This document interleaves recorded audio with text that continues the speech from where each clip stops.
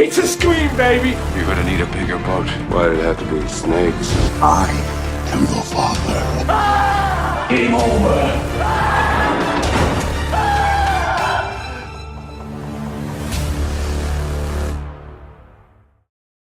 Hey everybody, welcome to the first episode of a new series that I like to call Movies from the Past. In this show, I talk about popular movies that came out anywhere from 10 to 100 years ago. I give them a rating from 1 to 10. I talk about whether I think they still hold up or not, all that type of stuff. And to start off this series, I'm talking about what is possibly one of my top 3 favorite movies of all time, and that is Scream. Directed by Wes Craven and starring...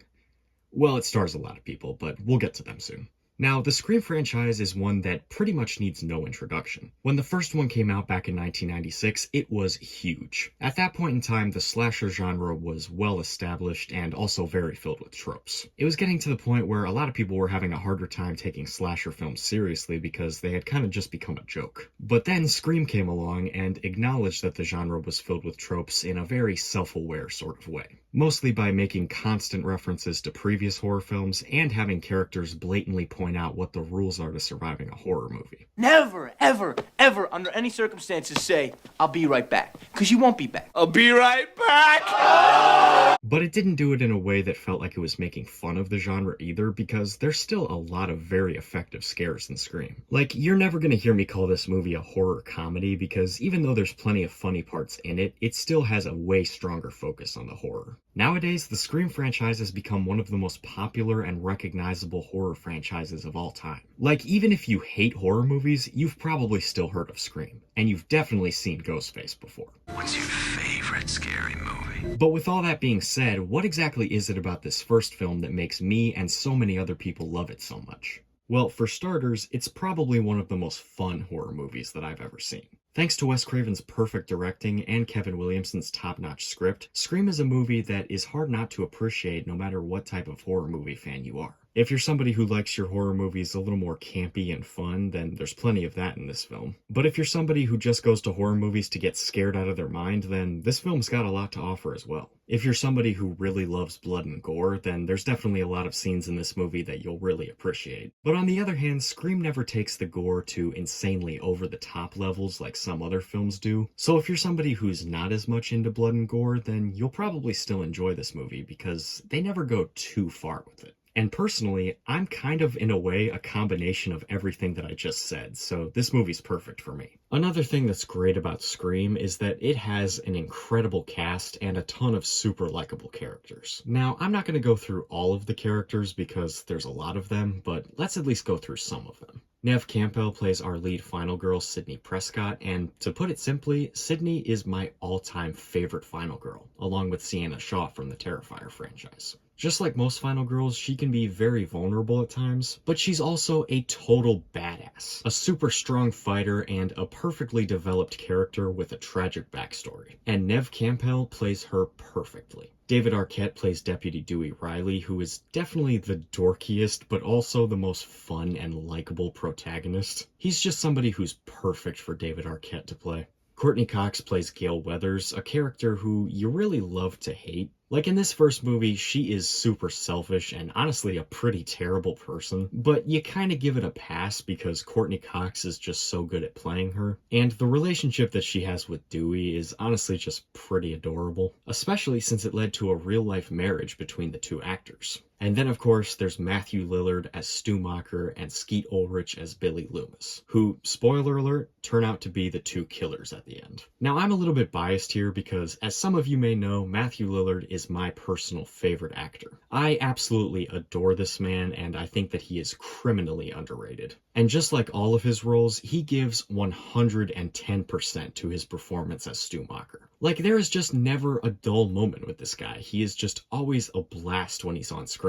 He's incredibly goofy and over the top throughout most of the movie, but he's also super terrifying and psychotic towards the end, just like any other horror villain should be. I mean, there is probably not a single line that Stu Macher says that I don't quote constantly. Better live her alone. Leave her alone! Okay! Really? I'll be right back! It was fun. It's a scream, baby! I'm feeling woozy here! I think I'm dying here, man. Leave me with the phone! My mom and dad are gonna be so mad. But of course, I also gotta give credit to Skeet Ulrich, who plays an amazing villain as well. Unlike Stu, Billy is a lot more serious and laid back, which just makes it all the more entertaining watching them together. And even though it's pretty obvious from the start that he is a pretty creepy dude, the movie tries to fake you out multiple times into thinking that he's not the villain when obviously he is. And that's another thing about Scream. This movie is very much a whodunit mystery. You're constantly trying to figure out who Ghostface actually is. And personally, I'm a sucker for a good whodunit film. I think that when they're done right, they can be a ton of fun. And like I said before, Scream not only has one, but two killers, which makes everything more interesting. And I'll be honest with you guys, I already knew who the killers were before I watched this movie. I guess I'm just on the internet too much. So I really can't say whether I saw the twist coming or not. But one thing that I can say is that I love the ending of this movie whether I know what's coming or not. Another thing I want to talk about is the opening of this film. As a lot of you probably already know, Scream has one of the best and most iconic cold openings you'll ever see. It wastes no time introducing us to Ghostface as he terrorizes Casey Becker, played by Drew Barrymore. And the whole sequence is super tense and chilling as hell. I honestly think that the first 12 to 13 minutes of this movie alone could be a great short film.